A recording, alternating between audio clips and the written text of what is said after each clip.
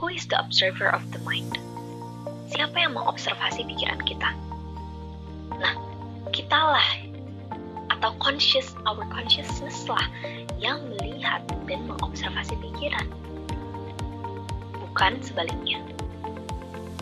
Kita tidak dapat mengubah pikiran dengan pikiran, melainkan dengan kesadaran, gitu loh.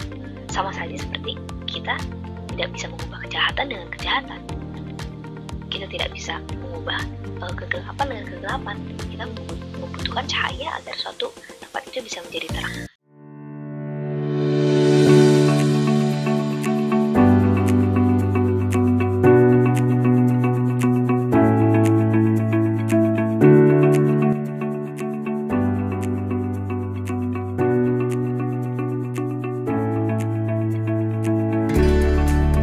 Apabila kita mengeneralisasikan suatu hal, ya pasti ada dampak baik dan buruknya dong, gitu. Ya dampak baiknya, contohnya seperti tadi, kita menjauhi benda tajam. Tapi apa dampak buruknya? Dampak buruknya adalah ketika kita mulai mengeneralisasikan opini kita, gitu loh. Jadi misalkan kita tidak suka sama opini A. Nah, itu kan pasti akan tercamkan kan dalam pikiran kita, gitu. Nah, ketika orang menyatakan opininya, kita langsung memahami opini tersebut menggunakan pikiran subconscious kita yang memiliki opini A ini. Otomatis kita mengeneralisasikan opini mereka kan. Jadi kita salah paham gitu loh tentang opini mereka gitu. Jadi kalau misalkan kita udah salah paham ya pasti sesuatu yang buruk akan terjadi. Yang ketiga ini ada distortion.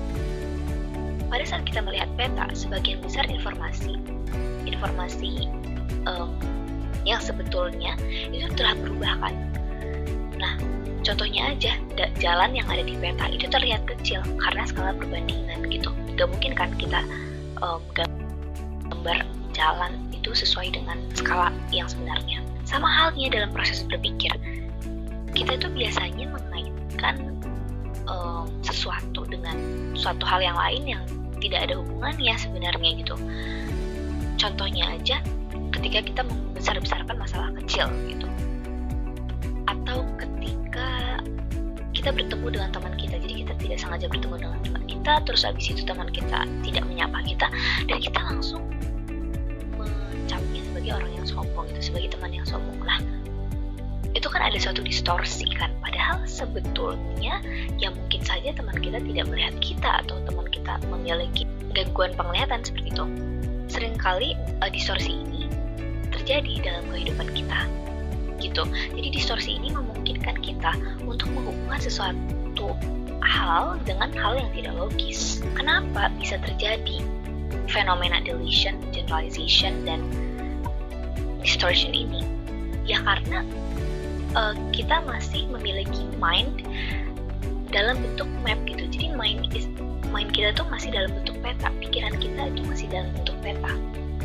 Nah, kalau misalkan mindset kita itu masih mind is map, kebenaran yang kita dapatkan itu masih parsial. Kita belum bisa memahami suatu fenomena, suatu peristiwa, suatu hal as it is gitu loh. Sebagaimana sejatinya ia, sebagaimana ia seadanya gitu. Ya, bagaimana kita bisa memahami sesuatu dengan sesuatu secara seadanya kalau kita masih memiliki delusion, generalization, dan distortion? Maka dari itu kita tidak boleh mengklaim bahwa pemahaman kita yang seperti kepingan puzzle ini adalah suatu gambar yang utuh gitu loh. Seringkali orang berpikir bahwa argumennya adalah argumen yang paling benar tanpa mengconsider argumen orang lain. Jadi kalau misalkan ada orang lain yang berbeda pendapatnya, dia akan otomatis menganggap bahwa pendapat itu salah. Segala pendapat yang berbeda dari pendapatnya itu adalah pendapat yang salah.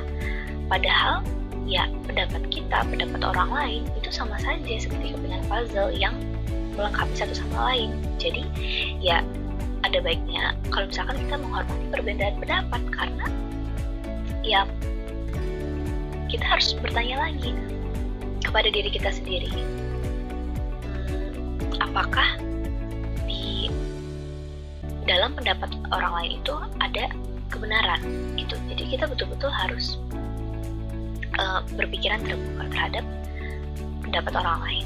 Kalau misalkan kita masih memiliki mindset yang hitam putih, masih memiliki mindset mind is map, itu akan sulit untuk mencapai kebenaran yang utuh.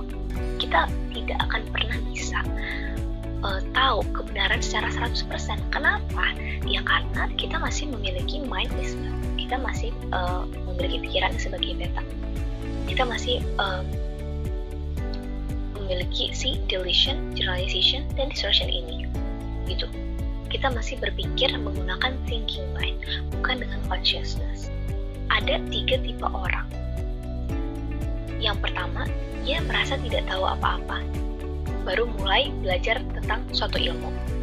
Yang kedua, dia hanya tahu sebagian namun dia sudah menyombongkan ilmunya. Jadi dia sudah merasa bahwa ilmunya itulah yang paling benar, atau pemikirannya lah yang paling benar. Nah, ada tipe orang yang ketiga. Setelah dia belajar, seiring dia belajar, dia semakin sadar bahwa dia sebenarnya itu tidak tahu apa-apa gitu loh. Atau dia sadar bahwa pengetahuannya itu masih sangatlah sedikit gitu. Maka dari itu ada kan suatu saying yang berbunyi, the more you know, the more you realize that you know very little or you know nothing gitu loh. Nah, pikiran kita ini sangat mudah berpikir tentang sesuatu yang tidak ada alasan. Karena kenapa? Karena pikiran kita memaknai suatu peristiwa sesuai dengan mood atau suasana hati kita pada saat itu. Kita akan memaknai suatu peristiwa itu sebagai sesuatu yang stabil apabila suasana hati kita sedang stabil. Namun, ya, kita akan memaknai sesuatu peristiwa sebagai tidak stabil apabila suasana hati atau mood kita sedang tidak stabil. Kenapa? Karena kita masih memaknai sesuatu tersebut menggunakan thinking mind atau pikiran. Dimana kalau misalkan kita masih menggunakan thinking mind atau pikiran, ya pasti kita dengan mudahnya goyah dong. Nah, lain halnya dengan pada saat pikiran kita mengakar dalam energi hati dan the self. Dimana kalau misalkan the self itu kan pasti ada core. Core ini merupakan sesuatu yang merupakan unmoved mover. Jadi dia yang menggerakkan segala sesuatu, tapi dia tidak akan pernah tergoyahkan atau tergerak oleh sesuatu yang eksternal gitu.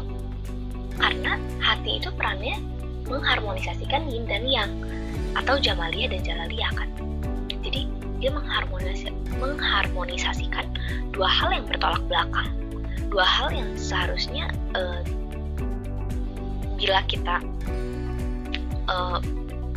bila kita pikirkan menggunakan thinking mind kita tidak bisa bersatu. Tapi kalau misalkan kita berpikir menggunakan energi hati dan self, pada saat pikiran kita mengakar dalam energi hati dan self, ya pasti yin dan yang tersebut bisa harmonis seperti itu. Karena kenapa? Karena di setiap hal yang buruk pasti ada kebaikan, di setiap hal yang baik pasti ada keburukannya juga. Lalu bagaimana cara kita membedakan mana realita dan yang bukan? Ya, jawabannya adalah dengan menjadi observer. Kita harus menanyakan ke diri kita sendiri, who is the observer of the mind? Siapa yang mengobservasi pikiran kita? Nah, kitalah atau our consciousness lah yang melihat dan mengobservasi pikiran, bukan sebaliknya. Kita tidak dapat mengubah pikiran dengan pikiran, melainkan dengan kesadaran, gitu loh. Sama saja seperti kita tidak bisa mengubah kejahatan dengan kejahatan. Kita tidak bisa mengubah kegelapan dengan kegelapan. Kita membutuhkan cahaya agar suatu tempat itu bisa menjadi terang. Kalau misalkan kita masih belum bisa mengaktifkan kesadaran kita, mengaktifkan consciousness kita dan menjadi observer, menjadi seorang observer yang mengobservasi segala hal yang terjadi di kehidupan kita itu dari luar, kita akan selalu bermental victim gitu loh. Kenapa bermental victim? Karena pasti kita selalu menyalahkan dunia, kita selalu menyalahkan semesta, kita selalu menyalahkan hal-hal yang eksternal.